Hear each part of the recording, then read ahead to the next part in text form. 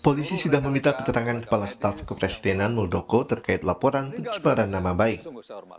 Dalam pemeriksaan, penyidik memberikan sekitar 20 pertanyaan mengenai kronologi peristiwa kasus ini.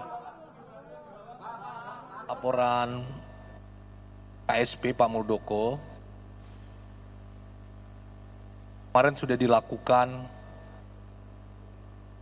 pemeriksaan. Beliau dimintai keterangan oleh penyidik sebanyak 20 pertanyaan.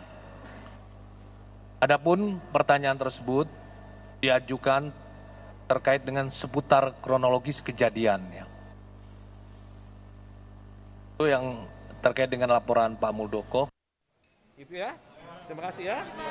Melalui kuasa hukumnya Otto Hasibuan, Muldoko membantah semua tuduhan yang dialamatkan peneliti ICW kepada dirinya. Menurut Otto, tuduhan ICW terhadap Muldoko tidak didasari oleh bukti-bukti yang kuat. Ya, tapi kalau dari kita yakin ya, itu telak lah ya bukti-buktinya ya, karena peristiwa. Bayangin aja Pak Muldoko dituduh berburu rente. Berburu rente itu kan mendapatkan suatu keuntungan di dalam jabatannya. Nah sekarang rentenya untungnya di mana, kapan, berapa jumlahnya, caranya gimana, ya kan harus ada itu kan.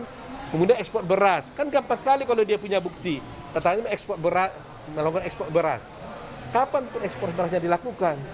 Ya akal sehat kita saja, nggak mungkin dong. Kita kan selama ini impor beras, kok disuruh ekspor beras gitu kan? Nah itu juga satu hal yang sangat merugikan nama baik Pak Muldoko.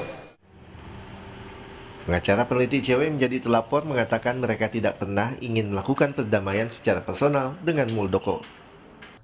Pengacara peneliti ICW mendorong jalan damai dengan cara Muldoko memberi klarifikasi soal dugaan konflik kepentingan dalam promosi Ivermectin sebagai obat COVID-19. Sejauh ini dorongan soal klarifikasi yang diminta ICW belum diberikan oleh pihak Muldoko. Perlu kami tegaskan, berkali-kali juga kami sampaikan, penelitian dilakukan oleh ICW adalah penelitian terhadap pejabat publik yang memiliki kekuasaan dan ada dugaan konflik kepentingan. Sehingga jika damai atau berdamai yang dimaksud itu adalah secara personal, tentu tidak pernah menjadi fokus atau konsentrasi dari kawan-kawan ICW. Yang kedua adalah kami justru mendorong perdamaian atau berdamai itu dalam konteks atau dalam pengertian untuk mendudukkan hasil penelitian ICW. Jika ada klarifikasi terhadap bukti-bukti, jika ada klarifikasi terhadap pernyataan, maka kami anggap itu sebagai satu diskusi yang dilakukan secara damai. Hadir pada hari ini.